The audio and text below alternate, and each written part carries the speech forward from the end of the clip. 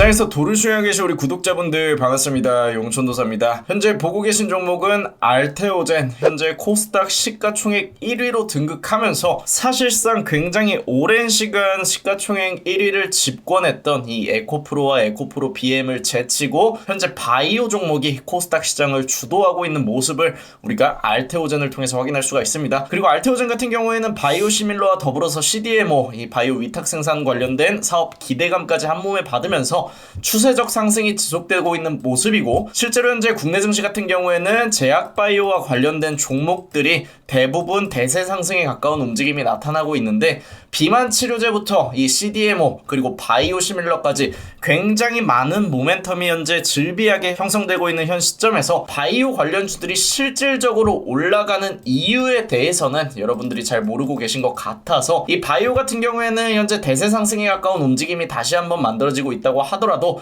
당분간 바이오 강세장은 지속될 수밖에 없으니까 실질적으로 바이오가 올라가는 이유에 대해서 이번 영상을 통해서 공부하고, 여러분들은 바이오 관련주들 눌릴 때 다시 한번 포트에다가 매수해 놓지 않는다면 현재 시장에서 소외될 수밖에 없다는 점 참고하시면서 이번 영상을 통해서 바로 배워보도록 하겠습니다. 우선 바이오가 현재 대세 상승에 가까운 움직임을 나타내고 있는 근본적인 원인은 일단 금리 인하 수혜주기 때문입니다. 실제로 이 바이오와 관련된 사업들은 신약을 개발하는 데 굉장히 많은 돈이 들어가고, 또 이 돈을 회수하는 데까지 적지 않은 시간을 필요로 하기 때문에 제약바이오 같은 경우에는 사실상 과거 3, 4년 이상의 적자도 신약 한 번에 메울 수 있는 한방이 있는 테마라고 볼 수가 있습니다. 그렇다면은 앞서 적자를 보고 있는 이 3, 4년 연구기간이죠. 이 신약을 개발한다거나 아니면 바이오시밀러 복제약을 만든다거나 만드는 데 있어서 들어가는 자금은 당연히 외부적으로 조달을 해야 합니다. 그렇기 때문에 금리가 내려간다면 아무래도 이 바이오 테마 같은 경우에는 자금을 조달하기 조금 더 용이해질 수밖에 없기 때문에 실질적인 수혜주라고 부각이 되고 있고, 두 번째로는 여러분들이 잘 모르고 있는 내용인데, 과거 주식시장 금리 인하 사이클 같은 경우에는 경기민감주가 우선적으로 반등한 모습을 과거 데이터들을 통해서 확인할 수가 있는데, 경기민감주의 절반 이상은 사실 국내 내수 종목들입니다.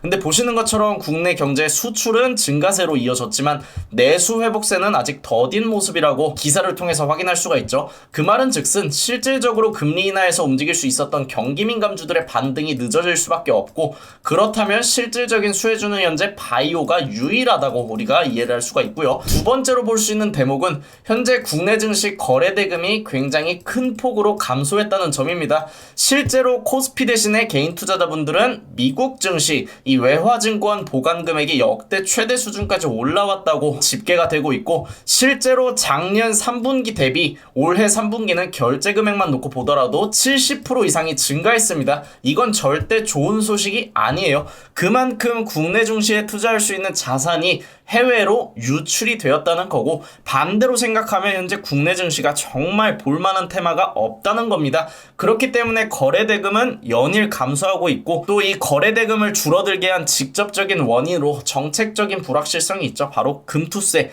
아직까지도 이 금투세와 관련된 부작용을 이렇게 눈으로 확인할 수 있으면서도 제대로 된 결정안이 나오고 있지 않기 때문에 개인 투자자들이 현재 국내 증시를 떠나고 있어요. 그래서 이 거래대금이 큰 폭으로 감소하고 있는 점이 결정적인 요인이라고 볼 수가 있겠습니다. 하지만 바이오 같은 경우에는 현재 유일하게 시장에서 대세 상승이 나올 수 있는 주도 업종이기 때문에 바이오만큼은 유동성 쏠림 현상이 나타나면서 다소 과열된 분위기를 만들어주고 있습니다. 하지만 여러분들이 생각을 해야 되는 건, 평소의 시장에서는 과열된 테마는 독이 될 수 있습니다. 하지만 지금의 시장에서는요, 과열된 테마는 오히려 득이 될 수가 있어요. 거래 대금이 시장 전반에 걸쳐서 줄어들었기 때문에 오히려 과열된 테마 안에서만큼은 독자적인 매크로 환경을 기대할 수 있다는 겁니다. 그리고 두 번째로는 과열된 테마가 식을 때 대체할 수 있는 투자처가 만들어져야 하는데, 보시는 것처럼 삼성전자 같은 경우에는 거의 한 달 반에 가까운 기간 동안 외인이 연일 내리 매도하면서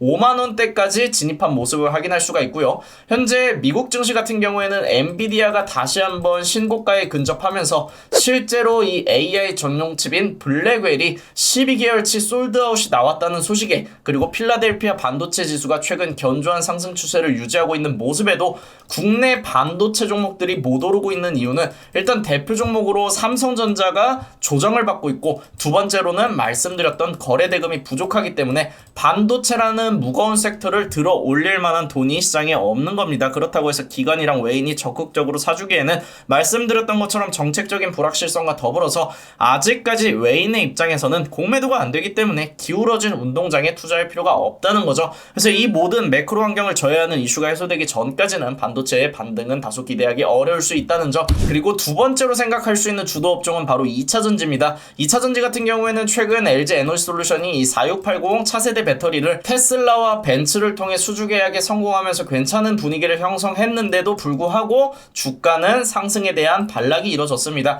그 이유는 일단 너무 장기적인 모멘텀이에요. 이 4680 배터리, 차세대 배터리가 테슬라와 벤츠 완성차에서는 대표적인 기업들이죠. 여기에 수주 계약을 따낸 건 좋은데, 일단 벤츠 같은 경우에는 구체적으로 얼마나 이 수주의 규모가 큰지를 벤츠에서 비밀 유지를 요청을 했기 때문에 어느 정도인지 우리가 가늠할 수가 없고요. 단기적으로는 2차전지에 대한 수요 불확실성이 지속되고 있고, LG와 더불어서 SK와 삼성 같은 경우에는 2차전지 시장에서 글로벌 시장 점유율이 올해 3.4%가량 하락했기 때문에 더 이상 우리나라는 배터리 강국이 아닙니다. 그래서 전고체가 개발되는 시점, 새로운 모멘텀이 확보되기 전까지 2차전지가 과거와 같은 대세 상승을 그리기에는 다소 어려울 수 있다. 그렇다고 해서 우리가 장기적 측면에서 2차전지 관련주를 포트폴리오로 구성하기에는 마찬가지로 시장에 거래대금이 없기 때문에 지금과 같은 부진한 모습이 장기화될 수 있다는 점을 염두할 때 2차전지와 반도체가 아니라면 유일하게 국내 증시에 남을 수 있는 주도 업종이 바로 바이오입니다. 그래서 바이오 같은 경우에는 현재 상승 명분도 뒷받침되고 있고, 금리 인하에 대한 수혜주로도 부각이 될 수 있고, 유일하게 현재 시장에 남아있는 주도 업종이기 때문에 바이오가 식을 때 개별주가 움직일 수는 있어도 대체 투자처로 2차전지나 반도체가 부각될 수 없다는 점을 염두한다면 바이오는 상승 피로도를 소화한 이후 재차 반등이 나올 가능성이 굉장히 높다는 뜻을 우리가 이해할 수 있겠죠. 그래서 정리를 해서 말씀을 드리면 바이오의 상승 같은 경우에는 모멘텀보다는 현재 마켓 타이밍에 가깝습니다. 그래서 바이오를 대체할 수 있는 투자처가 존재하지 않는다는 점, 대표적으로 반도체와 2차전지죠. 바이오도 시가총액이 높은 테마이기 때문에 개별주로는 바이오를 대체할 수가 없어요. 그렇다고 해서 바이오와 반도체, 2차전지가 다 쉬어가기에는 현재 국내 증시 지수가 너무 낮은 수준까지 내려왔죠. 어찌됐든 간에 지수는 하방 경직을 잡아갈 겁니다. 그리고 하방 경직을 주도하기에 가장 좋은 테마가 바이오라는 점 염두할 수 있겠고요. 현재로서는 금리 인하를 통해서 기대할 수 있는 유일한 수혜주라는 점, 말씀드렸던 것처럼 내수 경기는 아직까지 회복되지 않았기 때문에 국내 경기 민감주가 움직일 수 있는 시점이 아닙니다. 그렇기 때문에 유일한 수혜주가 바이오로 부각되고 있다. 그리고 메마른 거래대금, 이 메마른 거래대금은 일단 첫 번째로 정책적인 불확실성, 금투세, 그리고 두 번째로는 외인의 입장에서는 기울어질 운동장이라고 생각을 할 수 있는 이 공매도 규제. 그렇기 때문에 현재 국내 증시 같은 경우에는 매크로 환경이 계속해서 둔화하면서 거래대금이 말라가고 있고, 이에 따라서 국내 증시에 참여하고 있는 개인 투자자분들 또한 미증시에 참여하고 있는 상황이라고 이해할 수가 있는데, 이렇게 메마른 거래대금 속에서 오히려 과열된 테마는 긍정적으로 해석이 가능하다는 점, 메마른 땅에 비가 오는 격이랑 동일하기 때문이죠. 그래서 실적 시즌과 별개로 바이오의 강세장은 연말까지 지속될 수가 있습니다. 적어도 연말 연초 이전에 반도체와 2차전지에 뚜렷한 반등이 없다면 바이오 이외에는 움직일 테마가 없기 때문에 바이오의 강세장이 강요될 수 있는 시장이라는 점 여러분들 참고하시면 되고요. 그와 별개로 볼 수 있는 건 3분기 실적 시즌이죠. 실적이 좋은 종목들은 단기적으로 강세 흐름을 보일 가능성이 높습니다. 혹은 업황이 슈퍼사이클에 가까운 전력설비나 화장품과 같이 업황이 개선되고 있는 테마들은 대장주는 적어도 실적 시즌에 반응을 하면서 추가적인 상승이 나올 가능성이 높다고 볼 수가 있겠고요.